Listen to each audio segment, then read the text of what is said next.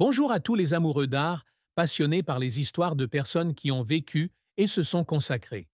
Aujourd'hui, nous entrons dans l'univers d'une actrice légendaire, icône du cinéma français, qui a captivé le public par son regard profond et sa voix chaleureuse, digne d'un morceau de musique classique. Il s'agit de Fanny Ardant, celle qui a donné naissance à des personnages profonds, de la maîtresse de François Truffaut à des rôles qui ont touché le cœur de millions de téléspectateurs. Pour découvrir d'autres parcours inspirants comme celui-ci, abonnez-vous et activez la cloche de notification sur notre chaîne pour ne rien manquer.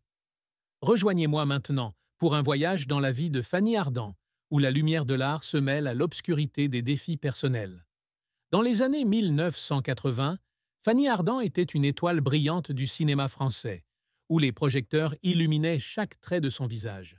Avec ses cheveux noirs soyeux, ses yeux profonds qui semblaient contenir un océan d'émotions et sa voix qui montait et descendait comme un poème, elle incarnait un charme irrésistible. Son rôle de Madeleine dans La femme d'à côté de François Truffaut l'a propulsée au sommet, où elle n'était plus seulement une actrice, mais un symbole de passion, de souffrance et de la complexité de l'âme humaine. Chacun de ses gestes à l'écran était une danse, chacun de ses regards une histoire, et chaque réplique un couteau transperçant le cœur du spectateur. Mais ce halo, tel un feu ardent, avait toujours un prix, l'obscurité. La célébrité, tel un fleuve, l'a à la fois porté vers les sommets et entraîné dans des tourbillons de solitude et de pression. Qu'est-il arrivé à celle que l'on surnommait autrefois la muse de Truffaut? Comment une étoile brillante a-t-elle choisi de marcher en silence? Et quelle est la vérité derrière les sourires enchanteurs à l'écran? Rejoignez-moi pour explorer le parcours de Fanny Ardant, où l'art et la vie s'entremêlent, où la gloire et la douleur racontent une histoire tragique. Fanny Marguerite. Judith Ardant est née le 22 mars 1949 à Saumur, une petite ville au bord de la Loire, où d'anciens châteaux se dressent silencieusement au milieu de champs verdoyants. Mais la beauté idyllique de l'Anjou ne pouvait dissimuler les difficultés auxquelles elle a dû faire face dès son plus jeune âge. Fanny a grandi dans une famille bourgeoise, avec un père officier et une mère femme au foyer dévouée. Mais la rigueur de son père, un homme attaché à la discipline militaire, a créé une distance invisible entre lui et sa fille aînée. Les soirées à la maison saumuroise étaient souvent silencieuses, seulement interrompues par une dispute occasionnelle entre ses parents qui semblaient ne jamais s'entendre. À 7 ans, ses parents ont divorcé, la laissant, elle et ses 4 frères et sœurs, sous la garde de sa mère, une femme déterminée, souvent rongée par son propre chagrin. J'ai grandi avec le sentiment de devoir me débrouiller seule, a confié Fanny lors d'une rare interview, la voix basse comme si le souvenir était encore frais. La rupture familiale fut un traumatisme majeur pour Fanny. La jeune Fanny, aux cheveux noirs et aux yeux brillants, cherchait souvent du réconfort dans le monde des livres.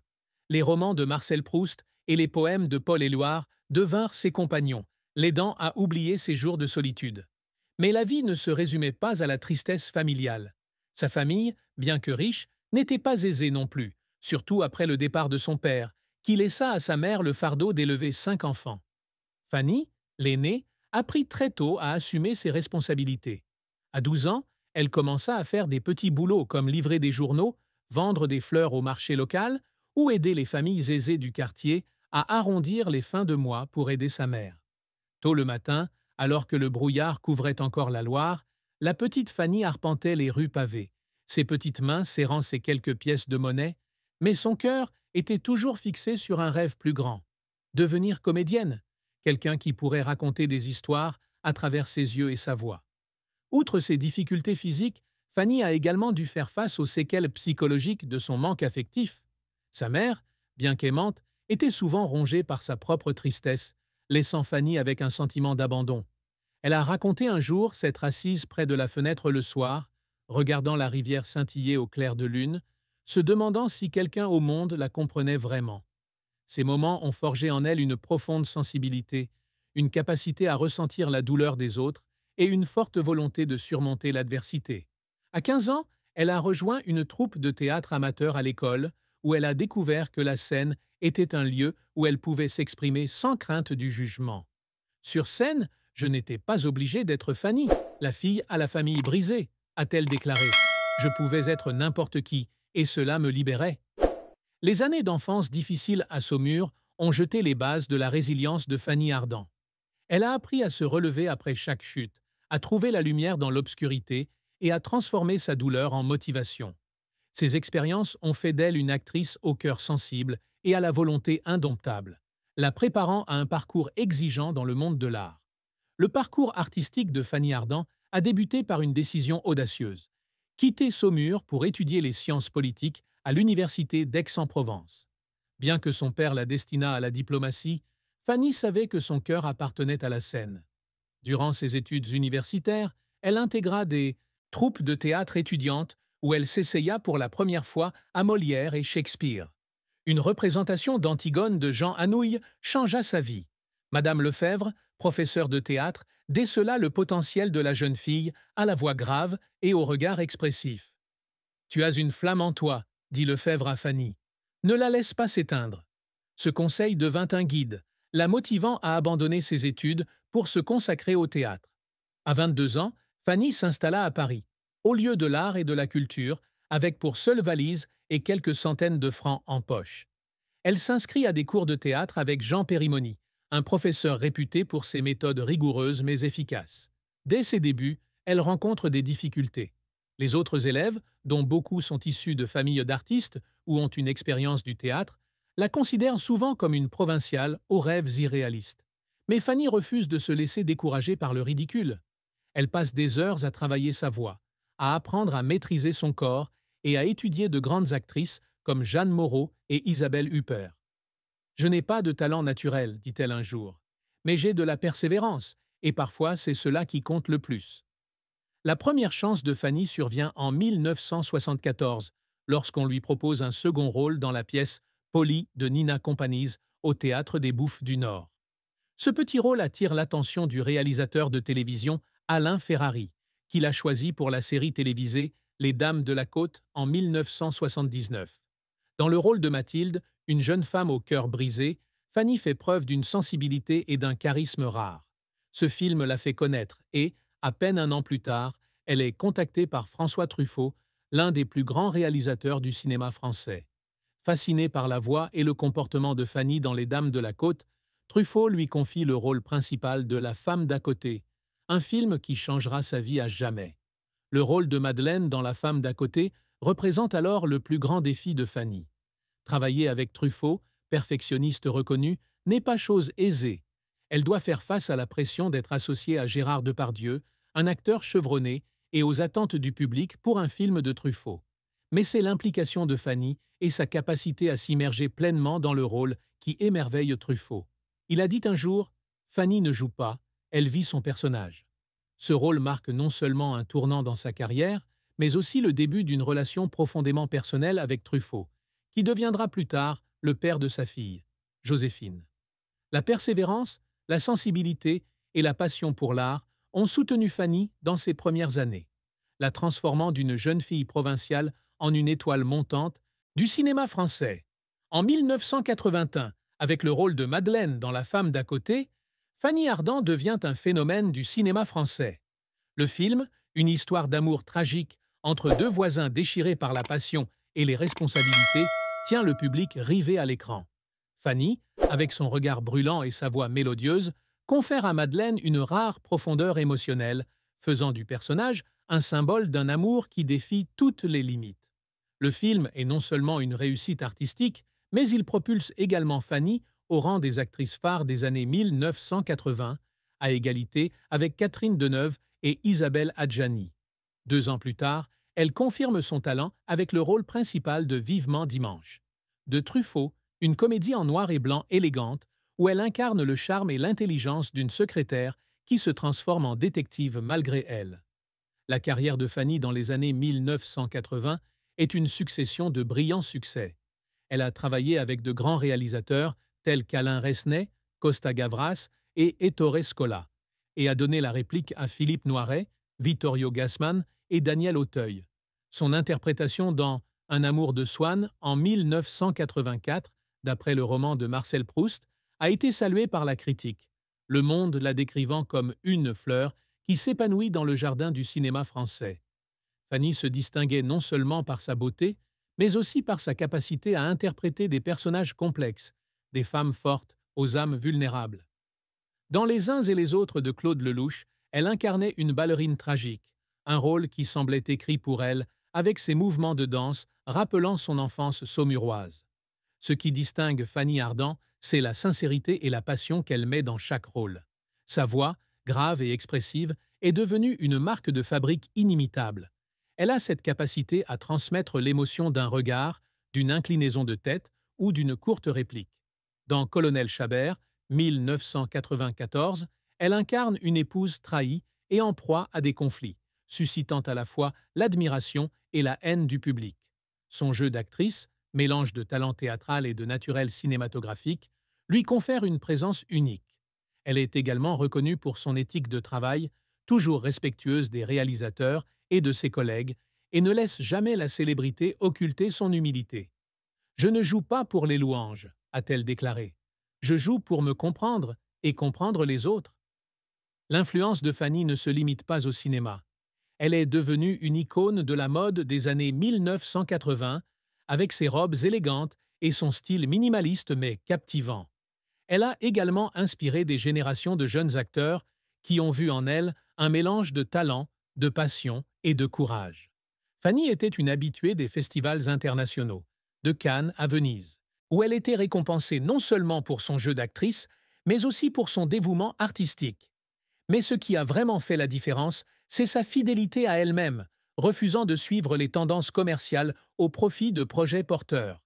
Elle a dit un jour « Je préfère jouer un petit rôle dans un film avec une âme plutôt que d'être la star d'un film vide. » C'est cet esprit qui a fait de Fanny Ardant une légende, une femme qui a non seulement conquis le public, mais aussi son propre cœur. Malgré sa brillante carrière et ses réussites personnelles, Fanny Ardant n'a pas été à l'abri des tempêtes, tant dans sa carrière que dans sa vie personnelle. L'une des plus importantes fut la mort en 1984 de François Truffaut, qui était non seulement son réalisateur, mais aussi son amant et le père de sa fille, Joséphine. La relation de Fanny avec Truffaut, née lorsqu'ils travaillaient ensemble sur La femme d'à côté, fut une histoire passionnée mais complexe.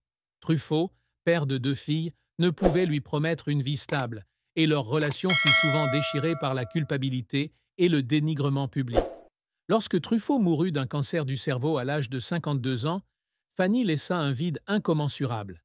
« J'ai perdu non seulement un amant, mais aussi un professeur, un ami », confia-t-elle dans une interview, la voix brisée.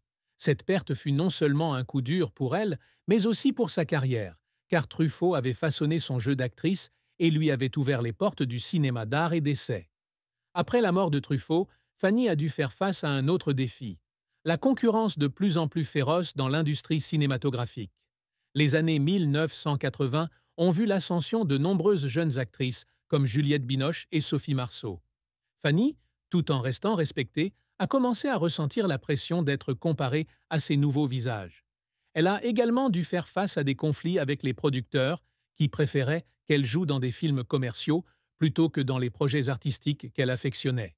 « Ils voulaient que je sois une version de moi-même », a-t-elle déclaré, « mais je ne voulais pas être prisonnière d'une image. » Sa ténacité, bien qu'admirable, lui a valu d'être écartée de plusieurs projets majeurs et son nom est progressivement apparu de moins en moins sur les affiches de cinéma. Un autre incident majeur a été le sentiment d'injustice que Fanny a ressenti lorsqu'elle a été associée à l'image de muse de Truffaut. Malgré plus de 80 films et une collaboration avec de nombreux réalisateurs célèbres, elle a souvent été définie par le public et les médias par rapport à Truffaut. Elle s'est alors sentie négligée, comme si ses autres réalisations n'étaient pas reconnues. Elle a un jour confié « Je ne veux être que l'ombre de qui que ce soit, même de quelqu'un d'aussi grand que François. Je suis Fanny Ardant, avec mes propres rêves et ma propre douleur. » Son combat pour échapper à cette ombre l'a conduite à réduire ses rôles au cinéma à la fin des années 1980, se concentrant davantage sur le théâtre et les projets indépendants. Cette décision, bien que peu médiatisée, en a surpris plus d'un. Certains critiques ont vu en elle une façon de se retirer des projecteurs, tandis que ses fidèles fans y ont vu un geste courageux, une façon pour elle de protéger son intégrité. Le silence de Fanny, face à ces spéculations, n'a fait qu'ajouter au mystère qui l'entourait. Elle n'a jamais expliqué publiquement ses raisons, continuant discrètement à travailler. des pièces de Marguerite Duras aux films indépendants en Italie et au Portugal. Mais derrière son silence se cachait un profond sentiment d'injustice, car elle réalisait que l'industrie cinématographique, autrefois vénérée, était également prête à l'oublier lorsqu'elle ne correspondait plus à ses critères. « Je ne leur en veux pas », a-t-elle déclaré, « mais je regrette qu'ils ne me voient pas, la vraie moi. » Après avoir quitté la scène, Fanny Ardant ne s'est pas effondrée, mais a choisi de vivre une vie pleine de sens, à sa façon. Elle s'est installée à Lisbonne, au Portugal, où elle a trouvé la paix dans les rues pavées et les après-midi au coucher du soleil le long du Tage. Lisbonne, avec sa beauté ancienne et sa douceur de vivre, est devenue un refuge pour Fanny, un endroit où elle pouvait échapper au stress de Paris et aux souvenirs de Truffaut. Elle a acheté une petite maison avec un jardin fleuri, où elle passait son temps à jardiner, à lire et à écrire de longues lettres à ses amis et à ses enfants. « Je n'avais plus besoin de la scène », a-t-elle déclaré lors d'une interview. « J'avais juste besoin d'un endroit où écouter mon cœur. » Fanny n'a pas complètement abandonné les arts. Elle a continué à jouer, mais a opté pour des projets plus modestes et plus personnels. Elle a travaillé avec de jeunes metteurs en scène tels que Paolo Sorrentino et Maria de Medeiros, et a joué dans des pièces de théâtre dans de petits théâtres européens. En 2002, dans Callas Forever, elle incarne la diva de l'opéra Maria Callas, un rôle qu'elle s'est préparé en écoutant des heures d'enregistrement de la chanteuse et en faisant des recherches sur sa vie. Le rôle, bien que n'ayant pas rencontré un grand succès commercial, a été salué par la critique pour la sincérité et la profondeur de Fanny. Elle s'est également essayée à la réalisation en réalisant Cendre et Sang en 2009, une histoire d'amour et de haine se déroulant en Albanie. Le film, bien que mal accueilli par le public, témoigne du courage de Fanny à expérimenter et à explorer de nouvelles facettes de l'art. En dehors de son travail, Fanny consacre une grande partie de son temps à des activités caritatives, notamment au soutien d'organisations qui défendent les droits des femmes et des enfants. Elle se rendait régulièrement dans des centres de réfugiés en Europe, écoutant les histoires de femmes qui avaient fui leur pays à cause de la guerre et de la pauvreté. « Je me suis reconnue en elle », a-t-elle déclaré. « Je savais ce que c'était que de lutter pour être soi-même. » Elle est également devenue mécène de festivals de cinéma indépendants, où elle a encouragé les jeunes cinéastes à poursuivre leurs rêves. Ses contributions discrètes, bien que peu médiatisées, ont procuré à Fanny un profond sentiment de satisfaction. « Je n'ai pas besoin que le monde entier me connaisse », a-t-elle déclaré. « Je veux juste savoir que j'ai fait quelque chose de significatif. » Fanny a également changé sa vision de la vie au cours de ces années. Elle a appris à apprécier les moments simples, comme les cafés du matin avec sa fille Joséphine ou les soirées passées à discuter avec ses deux autres filles, Baladine et Lumire, grâce à ses relations avec le cinéaste Fabio Conversi et l'actrice Dominique Levert. Elle est devenue plus ouverte sur les pertes passées, de la mort de Truffaut à ses revers de carrière. « Avant, je pensais devoir être forte en permanence, » dit-elle. « Mais maintenant, je comprends que parfois, la faiblesse fait partie de la vie. » Ce changement a aidé Fanny à trouver la paix, non seulement avec le monde, mais aussi avec elle-même. Bien qu'elle n'apparaisse plus régulièrement à l'écran, Fanny a parfois retrouvé des rôles mémorables. Dans La Belle Époque, 2019, elle incarne une femme âgée mais toujours dynamique, un rôle écrit spécialement pour elle. Le film a rencontré un franc succès auprès du public, et Fanny, avec son sourire radieux, semblait vouloir rappeler au monde qu'elle était toujours là, une artiste au cœur battant. Mais elle n'a aucune intention de courir après la gloire. « J'ai vécu assez longtemps pour savoir que le bonheur ne réside pas dans les applaudissements, » dit-elle. « C'est dans ces moments-là qu'on se sent vraiment vivant. » À l'aube de ses 70 ans, Fanny Ardant a dû faire face à de nouveaux défis, notamment en matière de santé. En 2020, elle a contracté la Covid-19 lors de la première vague de la pandémie, une expérience qui l'a laissée hospitalisée pendant plusieurs semaines. « J'avais l'impression d'être à la limite de la vie et de la mort », a-t-elle confié lors d'une interview. Bien qu'elle se soit rétablie, la maladie lui a laissé des problèmes respiratoires, l'obligeant à limiter ses activités physiques et à se reposer fréquemment. Fanny a également dû faire face à d'autres problèmes de santé liés au vieillissement, comme des maux de dos et une perte de vision. Mais elle n'a pas laissé ces difficultés entamer son optimisme. Elle a continué à marcher tous les jours, ne serait-ce qu'une lente promenade dans son jardin à Lisbonne, et a continué à pratiquer la méditation pour garder l'esprit vif. Dans ces dernières années, Fanny était intérieurement un mélange de calme et d'intensité. Elle passait beaucoup de temps à réfléchir à sa vie, à ses rôles, à ses amours et à ses pertes. Elle tenait un journal intime où elle notait ses réflexions sur l'art, l'amour et le sens de la vie. « Je n'ai pas peur de vieillir », a-t-elle déclaré. « J'ai seulement peur de perdre la capacité de ressentir, la capacité d'aimer. » Elle a également abordé plus ouvertement les souffrances de son passé, notamment la mort de Truffaut et la solitude qu'elle avait éprouvée. Ses lettres à ses filles, Joséphine, Baladine et Lumire, étaient pleines d'amour et d'encouragement, comme si elle souhaitait leur laisser non seulement des souvenirs, mais aussi des leçons de vie. L'accueil du public pour Fanny durant ces années fut un mélange d'admiration et de regret. Ses fans fidèles, notamment en France et en Italie, organisent encore des rediffusions de ses films, de La femme d'à côté à Callas Forever. Les festivals de cinéma l'invitent régulièrement en tant qu'invitée d'honneur où elle est saluée comme une légende vivante. Cependant, dans un monde dominé par les jeunes stars et les réseaux sociaux, Fanny est parfois oubliée par la nouvelle génération. De nombreux fans se sentent donc injustement redevables envers elle, estimant qu'une artiste comme elle mérite davantage de reconnaissance. Fanny Ardant est un joyau, a écrit un critique. Mais parfois, on oublie les joyaux, car ils ne brillent plus sous les projecteurs. L'héritage de Fanny Ardant est à la fois un trésor matériel et spirituel. Elle laisse derrière elle plus de 80 films, allant des classiques de la nouvelle vague aux films indépendants inspirants. Ses rôles, de Madeleine à Maria Callas, continuent d'inspirer des générations d'acteurs et de spectateurs. Elle a également laissé un héritage, une leçon de persévérance, de courage d'être fidèle à soi-même et du pouvoir de guérison de l'art. Sa maison de Lisbonne, avec son jardin fleuri et ses tableaux, symbolise la paix qu'elle a trouvée après tant de bouleversements. Elle a dit un jour « Je ne veux pas qu'on se souvienne de moi comme d'une star. Je veux qu'on se souvienne de quelqu'un qui a vécu, aimé et n'a jamais cessé de rêver. » Fanny Ardant n'était pas seulement une actrice, mais une âme qui a vécu sa vie pour l'art et l'amour.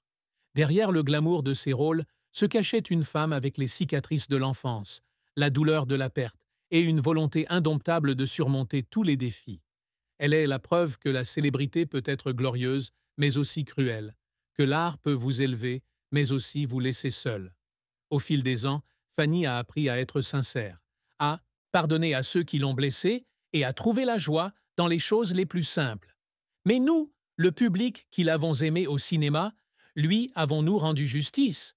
Avons-nous vraiment vu Fanny Ardant, ou seulement à travers le prisme des personnages qu'elle a incarnés? Prenez un moment pour réfléchir au parcours de Fanny Ardant, aux rêves qu'elle a poursuivis, à la douleur qu'elle a surmontée et à l'héritage qu'elle a laissé derrière elle. Apprenez de ses leçons de résilience, de courage d'être fidèle à soi-même et du pouvoir de l'amour-propre. Et si cette histoire vous touche, abonnez-vous et activez la cloche de notification sur notre chaîne pour continuer à explorer d'autres parcours inspirants. Fanny Ardant est plus qu'une simple star, elle est un chant de vie, un rappel que nous pouvons tous trouver la lumière, même dans les jours les plus sombres. Dans les jours les plus sombres. Dans les jours les plus sombres.